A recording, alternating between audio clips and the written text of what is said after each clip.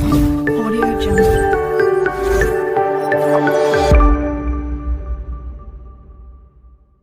अस्सलामुअलैकुम। तो कैसे हैं आप?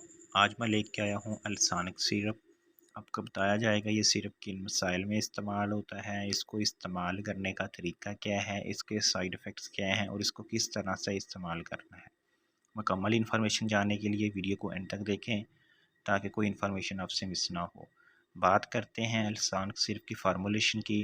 तो इसकी फार्मूलेशन में सल्फेट 1 मिलीग्राम पाया जाता है। अगर इसकी प्राइस की बात करें तो इसकी प्राइस 280 रुपीज़ है। ये आपको किसी भी मेडिकल स्टोर या फार्मेसी स्टोर से आसानी मिल जाएगी।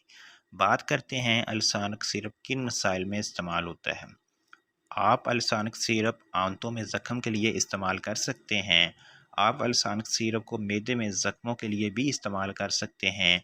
आप अल्सानिक सिरप उल्टियों के लिए भी इस्तेमाल कर सकते हैं और साथ ही साथ मतली के लिए भी इस्तेमाल कर सकते हैं।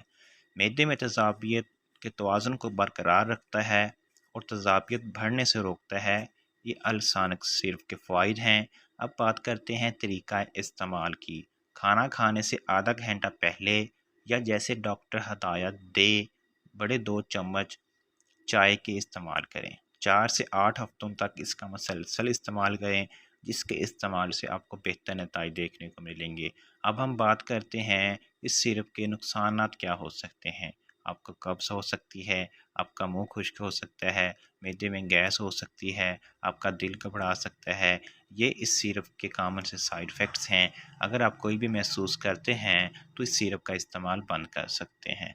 अगर आपको वीडियो अच्छी लगी है, वीडियो को लाइक करें, चैनल को सब्सक्राइब करना मत भूलें ताकि हर नई आने वाली वीडियो का नोटिफिकेशन सबसे पहले आप तक पहुंच सके।